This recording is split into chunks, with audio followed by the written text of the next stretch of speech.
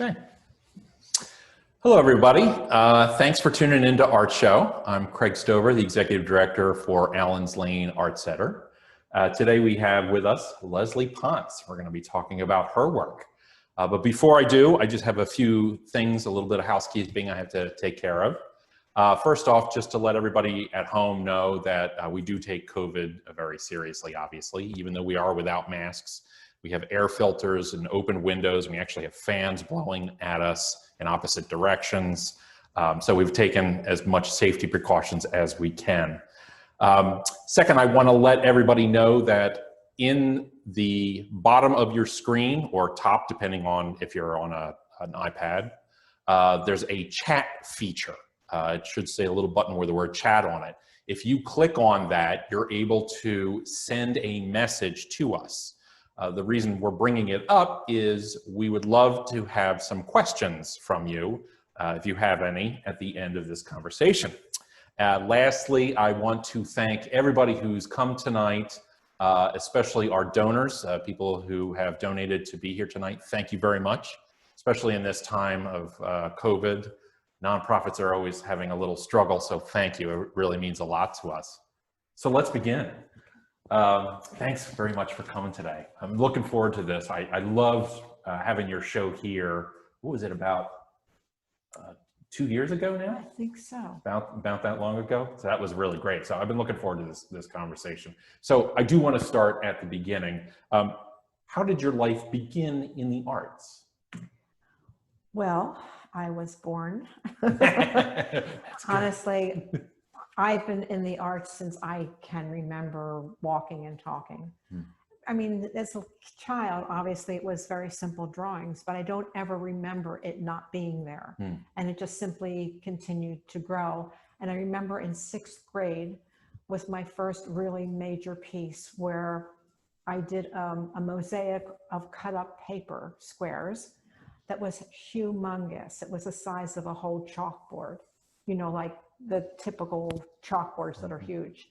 And it was a scene of a Japanese tea house with the geishas and everything. Do you still have it? Oh, it was on the wall.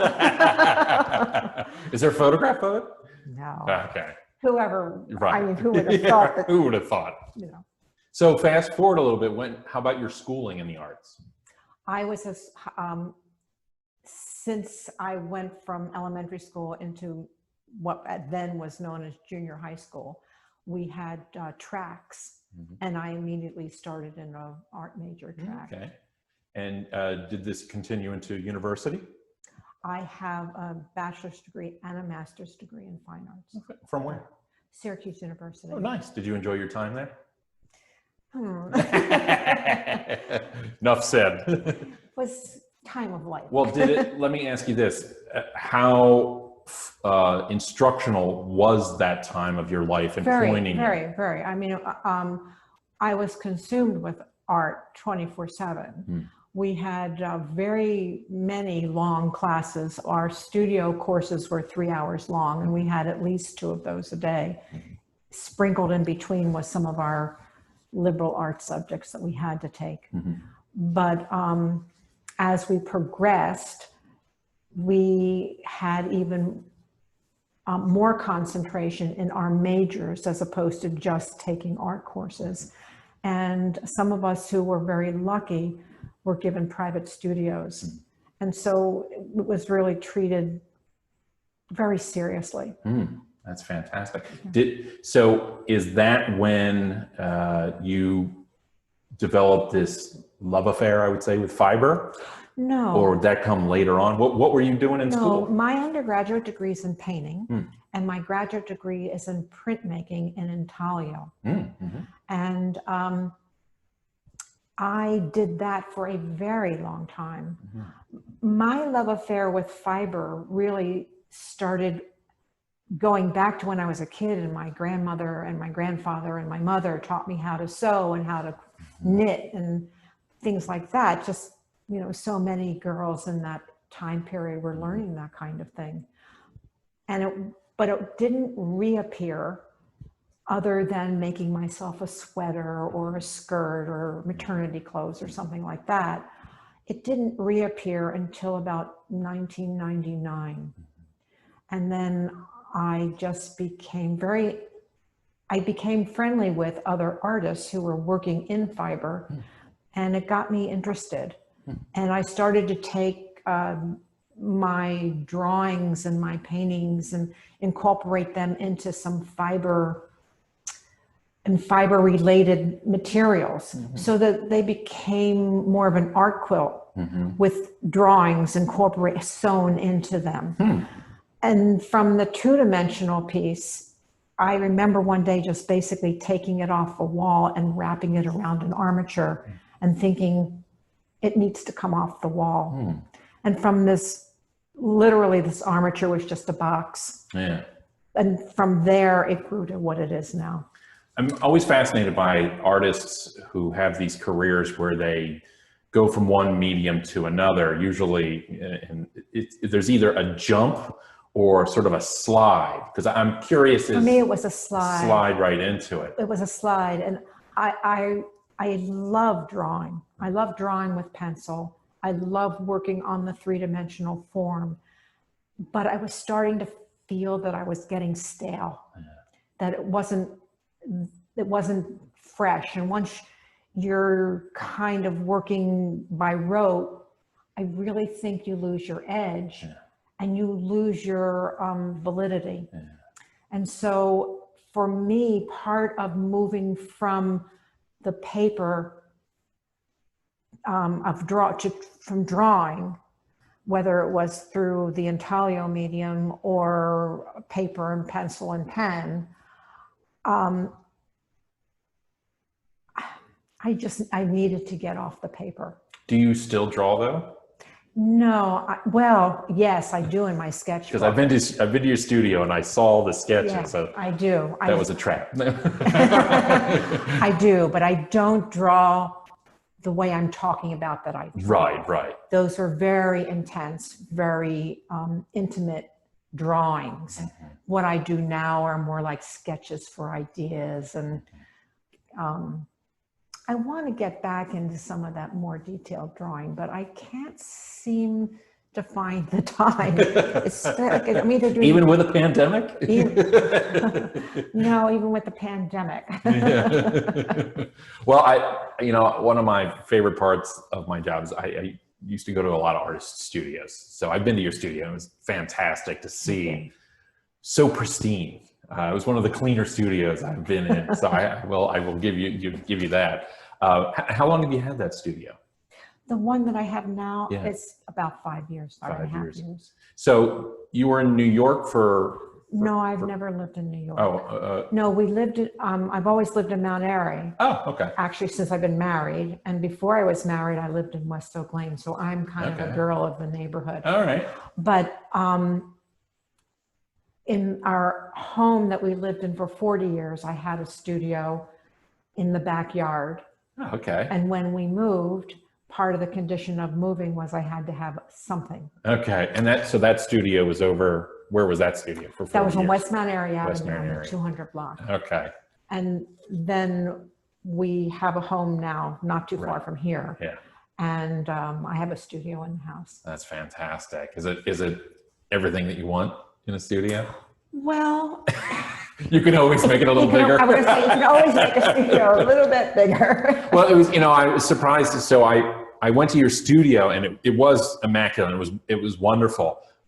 The time period. I cleaned it up when you did? Okay.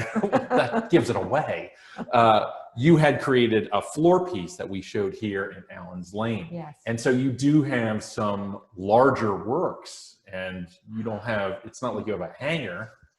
No, but you all remember also the house has some big open spaces in the living space. Yeah. And so my husband's really, really tolerant and understanding if I'm working on a really large piece and I just leave it out there,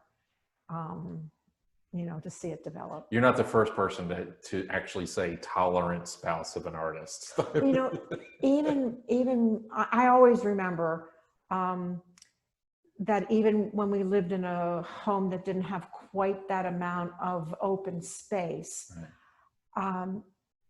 I was always rolling fabric out on the floor to paint it, or and honestly, even with our kids, they would come home from school and I would pick them up at the door and literally lift them over the canvas and put them on the other side of the canvas, and they just knew, you know. Well, nowadays you're not necessarily rolling out canvas. You're No, you're rolling out other materials. I'd love to talk to you about your materials, Sure. because you're what exactly is your main material that you're using nowadays, sort of your go-to? I know you vary. I've seen variations of materials, but these pieces are monofilament, which is basically a fishing line. right. And in each case, I've incorporated a thread with the monofilament to change the color of the monofilament, so that I control the color that's being made. Is this a process that you've developed over time? Very quickly, I developed it. Okay. Yeah, I just knew that I wanted to, I love the monofilament, the clear monofilament, and I love it combined with natural tones. Right. But sometimes I wanted a gentle pink incorporated with it, right, or a gentle blue. And so I would combine, like when you knit and you take two threads and you knit two threads together, or crochet and you crochet two threads together, you're controlling the depth of the color, as opposed to going to a store that sells threads and buying that thread and using only that thread. When I can control the combination of threads, then I control the color, as opposed to someone else controlling it for me. That's what I think I've always liked about your work. Your palette was very specific and very, but very, I want to say it was strong because of the choices that you made and the colors that you would put next to each other. I particularly liked, there were some pieces that you were using much more sort of earthy tones. Right, a lot of them, the ones that were here were all that. They were like it, but you backed them up with some other materials that weren't monofilaments. So you had there were some dirts and some fibers and some other processes that you were working with. Well, and that really big piece that you keep talking about, which is called Community. And just for the people who haven't seen it, it was about 15 feet by 8 feet.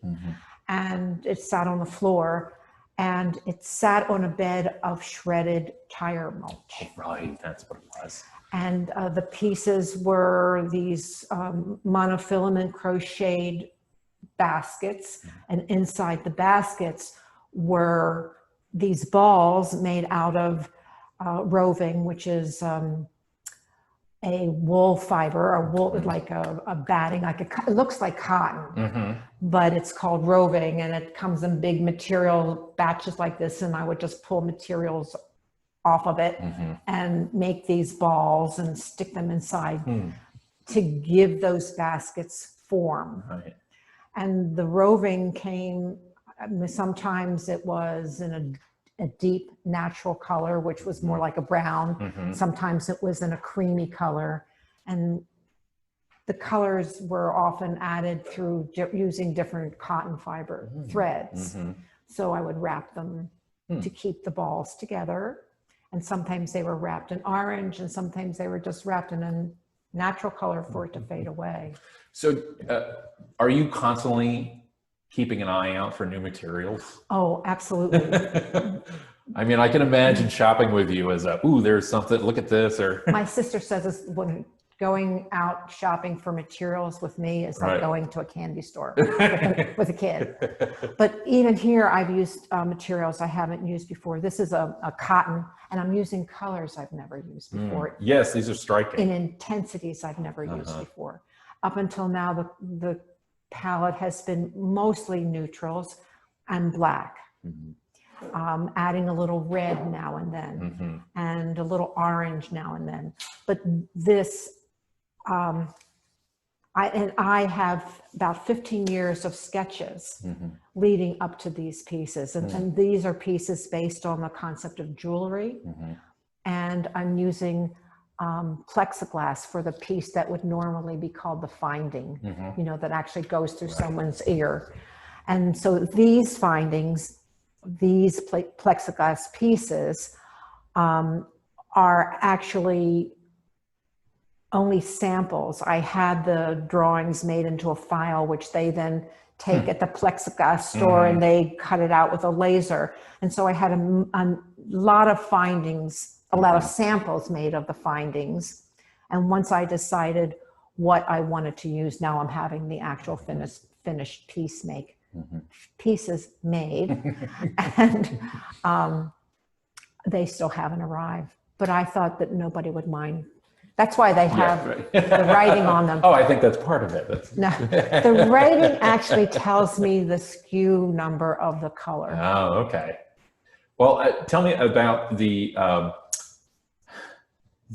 materials that you work with. So we know that you sketch and you do plan out your works, but I'd be curious about experimentation. Well, you know, every single one of these pieces is planned out to the last increase and decrease. Right. I know I have a sheet that tells me that I make up the pattern.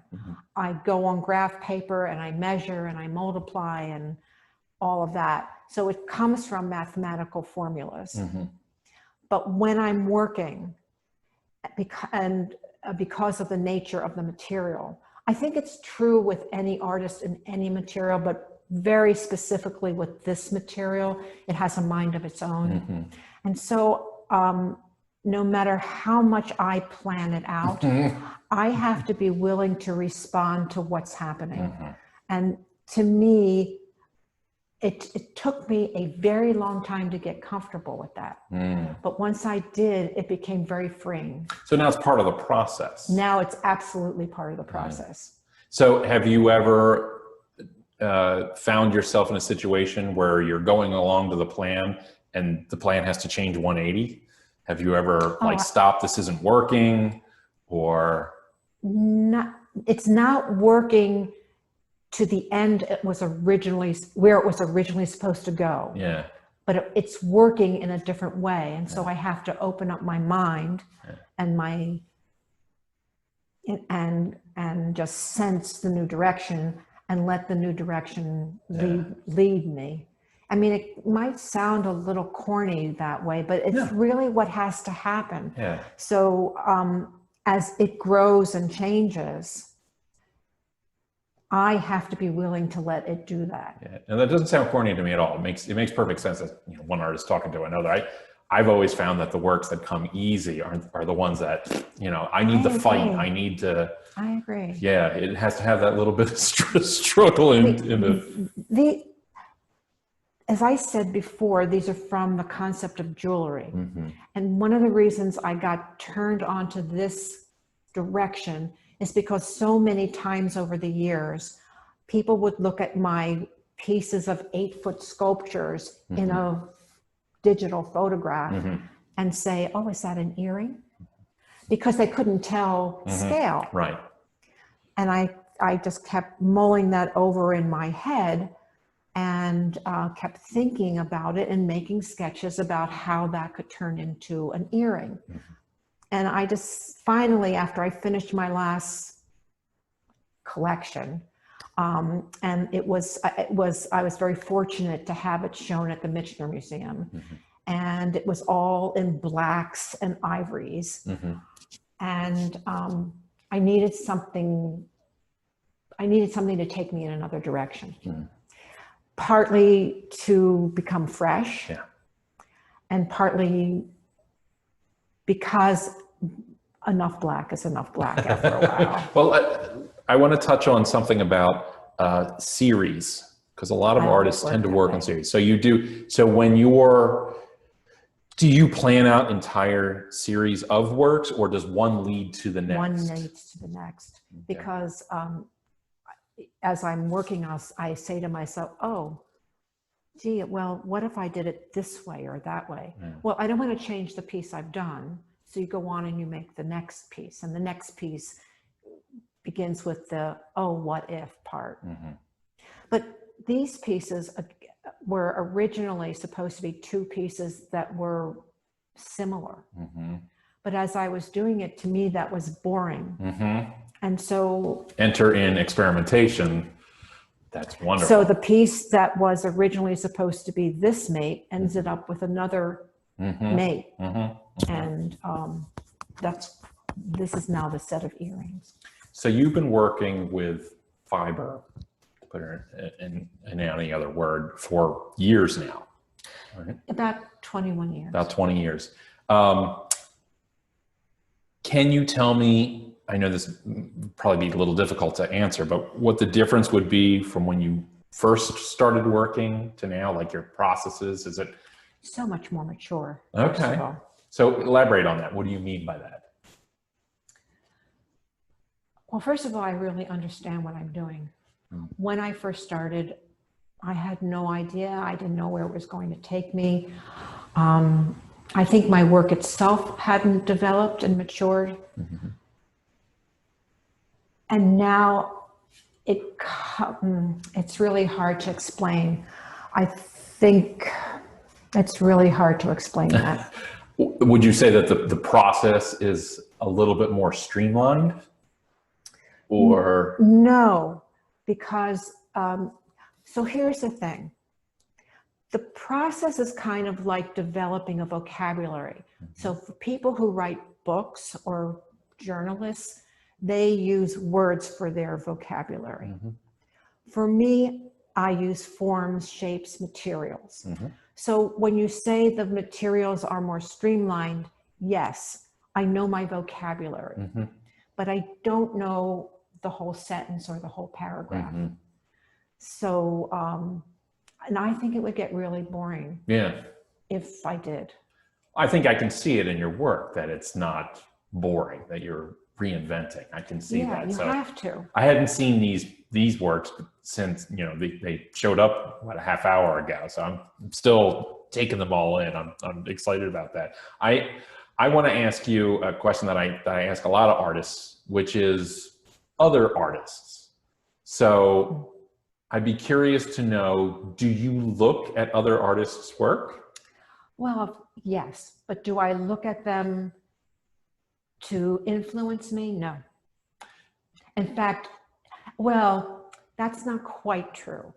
What I will look at is a sculptor's work who uses ceramic, but I don't look at other artists who do what I do. I don't think there are any other artists that do what you do. Well, you know, Ruth Asawa. Yeah, well. And there are certainly other people who do. Yeah. But your hand is so unique that the forms, I think, are really your forms. They are. And that's why I don't tend to go to art shows for the purpose of getting influenced. Right. Because I don't want that. Well, I'm not just necessarily talking about influenced. I'm also curious what other artists you look at just for pleasure or just for. I love Dale Chihuly. He's been on my radar since I was really young. And I love his work. And I love Renoir. I love Paul Klee. I can see the orange. Yeah. It's fascinating to me because I think, you know, it's not necessarily who you're looking at, but, you know, the artists that you sort of gravitate, that you're into, sometimes I find that I can see little elements like that, or it might be a color, or it might be a shape, or it might be something. Well, Renoir's work, to me, and I mean, it's very traditional in the scheme of modern art, but to me, it has such voluptuous organic forms. Yeah. And I think my work tends to reflect that. Well, I see a lot of nature. You know, most artists will say that, you know, nature's the greatest sort of teacher. So I can see him teaching both you, both Renoir and yourself in terms of these natural forms. You're letting the forms. And also the human form. Yeah. So it's not just nature, which I do agree with you of that, but I also am very attracted to the human form, especially the female form. Because do you start with like figurative ideas ever, or no? No? Okay. No. They're just more abstract. again, it's part of developing the vocabulary. When I was in college, I spent hours and hours and hours in figure drawing. And after I got out of college, I spent hours in drawing the figure from memory. And I had tons and tons of sketches, and it just becomes part of your visual vocabulary. So you had mentioned at the beginning of our conversation about a desire possibly to go back to drawing. Yeah. So, do you think we'll see some of that? Maybe. I don't have any idea. Right now, I'm really enjoying working with the colors and the three-dimensional forms. Yeah. You know, Dale Chihuly used to do both simultaneously. Yeah. He would paint and work with glass. I have tried to do that. It doesn't work for me so well. So. Well, not that I want to put in a cheap plug, but we do have a Tuesday night drawing session here at Alan's Lane. Well, you know, when I first got out of graduate school, I did come to a drawing session here. Oh, okay. All right. And then I actually taught one here. Oh, okay. So. Fantastic. Well, Alan's Lane's been around for so long. It hits just about everybody in it. So before we continue, I just want to remind everybody, if you have any questions, please type them in now. We might have time for a few of them. It's in the chat feature. So it's just a little reminder for people. So my next question is really, what are you currently working on? Is this the newest piece? Is this part of a series of work? Is it the first ones of a work? This is a series that I'm working on. Okay. These are the first of the I worked on 4 elements at one time. They actually are 2 sets. Okay. This is one of the 2 sets, and I worked on them, as I said, simultaneously. So I couldn't say this was the first piece, but it's part of the first sets. Okay. And then there are a couple of others that are in the Have you already started thinking after this? What comes after this? I've already started. You've already planned it out? It's okay. They're already in the works. A couple of the pieces are necklaces. These are earrings. And then I have a couple of necklaces that I'm working on.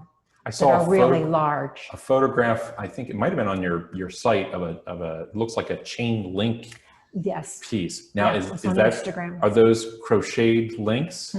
Okay. Yeah. Is that your do you feel most comfortable, I would say, crocheting materials together rather than say knotting or?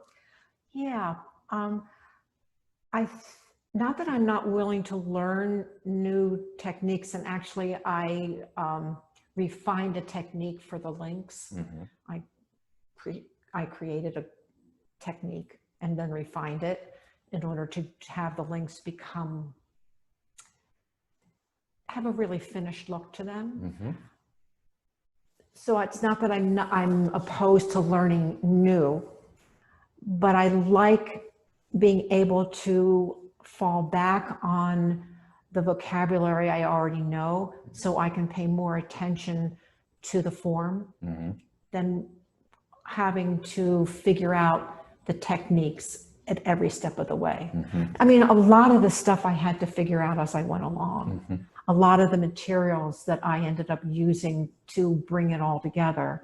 I mean, there's some jewelry pieces. These little metal links here are jewelry findings. But then it became, well, what becomes the finding that goes in the ear?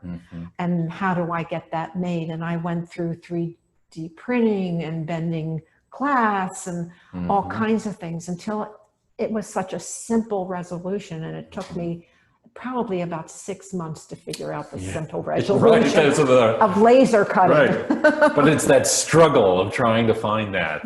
That's the joy, I think. And it's that, I think it's a serotonin, kick. Whatever it is. You really get. I often wake up in the morning and I'll say to my husband, you think I've been lying here in bed? I've really been in the studio for the last 3 hours. Right.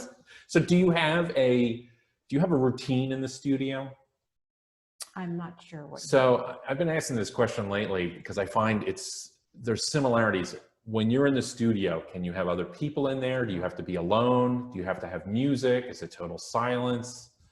I have to be alone. Okay. And I put my computer on for silly television shows. Okay. Background. Just background noise. It's stunning to me the number of artists that do that, that they don't work in silence. Well, I used to listen to books, and I had classical music on. Yeah. I don't know why, but I don't want to do, I'd rather read the book first of all. Yeah. And I just got into watching these television programs on Amazon and Netflix, and that's what I do. I think it's kind of a modern thing. I'd be curious to see if that affected, because, you know, Cezanne didn't have a Walkman, right? So he wasn't out there. It's in silence. But I find also if I turn it all off, I'm still pretty comfortable working for periods of time. Yeah. But my routine is to turn it on. Yeah. Do these pieces, I just word about titling. Oh. Yeah. I hate titling. Yeah. And I've started titling with numbers. Yeah. I'm with you. I really gave myself permission to do that. Yeah. Like earrings #1. Yeah. Or orange earrings #1. Yeah. You know, something like that. I mean, I haven't titled them at all. Lead down rabbit holes, I think, that aren't necessarily. Well, it leads down rabbit holes. Pigeonhole. Exactly. Yeah. It pigeonholes it. It tells the viewer what they need to be thinking about. Right. And I want the viewer to bring their own experiences and ideas to the piece and come up with their own title. I think they're stronger without it. I mean, I think it helps me as a viewer just see them as a form, and really I approach it that way. So tell me, when you're in your studio and you're making your work, what's like the hardest part of being an artist? What you do? Is there a hardest part? Yeah. I don't. Thank you. No, the hardest part would be not to be the artist. Good answer. I keep crediting my husband with this, but he figured it out a lot before I did. That in order for me to breathe, I have to do art. It never occurred to me until he told me. He told me this a long time ago. I was thanking him one time for having put up with me because I was on a deadline and I was spending a lot of time in the studio and not being such a good partner. And he said that he realized that if he didn't let me do my art, that we would have been divorced a long time ago. Yeah. I hear that a lot. And he figured that out. And when he said that to me, I realized it was true. My wife learned long ago to keep me happy, keep me in the art supplies. So the two words. It kind of makes me wonder if there's not a monument to spouses of artists, or maybe there should be. Or spouses of lawyers. Or right. Yeah. Right. It's just spouses in general. So I've got two good questions here for you. First one is, how are you forming the shapes? Are they crocheted? Yes. They are all crocheted. Okay. As I said, I start with a pattern that I create and begin to, and again, it's all a mathematical formula, which I figured out how to get the three-dimensional form from a mathematical formula. And it's crocheted one stitch after another. So I see you have their like modules. Yeah. This particular piece. Yeah. So are they made as round forms first and then caved in, or? Yes. Okay. Yeah, they're made in the round. And I originally had to plan them to be in the round. Yeah. And when I started to put it together, it looked boring to me. I don't know why it looked boring, but it was too expected, perhaps. And so I just caved it in. And for some reason, it spoke to me in a stronger way than the spherical form did. And that's where I left it. Yeah. I love the implied shape and the negative shapes that they have. And I think that that's That's fascinating. Well, I think that being in the concave, first of all, it becomes a two-walled form, which is more interesting because the light can play with it better. You have the double wall plus what's going on behind the double wall, plus each form playing against each other. Each one of these forms, depending on where you're looking from, is reflected in the form in front of it. So you get many layers. I call it glazing from my painting background, but it's a glazing of forms and colors. Yeah. And I just think that being concave, they have more play to them. I would agree. I do, you know, it's interesting that you start with a painting and drawing, because when I'm looking at things like this, I do see, you know, that the orange behind is being seen through the front. So it's like an undercolor almost of the color. And then the shadows that they creates another kind of orange. So there's multiples in there. Well, and then the shadow on the wall, which I mean, it's not lit any particular way, but when they're displayed in a museum or gallery setting, the light is very important because the shadow on the wall becomes part of the piece. I remember when we had your show here, that was a big thing. Very big thing. On, so. And usually the shadow's very strong. Right. Whereas right now it's very light. I don't even know if the people out there can see the shadows. But when it's lit for display, the shadows become very strong and it becomes very much an integral part of the statement. Yeah. Very, very great work. So thank you for bringing them to us this evening. The one last question actually connects to, can people see it at home? Somebody asked, can we see a close-up? Unfortunately, the camera's a sort of a fixed camera, but that's a great segue that we always encourage you to go to all of the artists that we have here on ArtShow. Please go to their website. Check out the work that they do. Hopefully we can maybe see a close-up of this on the site. We can get you to post a little something. It's not on the site. Not yet, but stay tuned. First of all, they're too new. Okay. And in order to have them photographed, I would have to break my COVID quarantine. Oh, okay. All right. So it's not coming yet, but it will. No, but I do have some pieces up on Instagram, and I have done a few close-ups of the material. But, but if you go to my site, you won't see these, but you'll see many other pieces and the close-ups, so you'll understand the material. The close-ups, I think, are really interesting. Sometimes I like the close-ups become even more exciting to me than the whole piece. Well, we always encourage you to not only go to the artist websites that we're talking with, but reach out to them, ask them questions, and especially about if you have any upcoming shows, or if they can come to your studio and take a tour. Been canceled. Or they've been canceled. Hopefully they won't be in the future. But I want to thank you very much for coming by today, and I really appreciate talking with you. I learned quite a few new things that will give me a little bit of time to think about. Thank you very much. You're welcome. And thank you all for coming this evening. We really appreciate it. And again, thank you to the people who donate to Allens Lane Art Center. We really appreciate it. And tune in next week to another episode of Art Show. I'm Craig Stover. Have a good evening.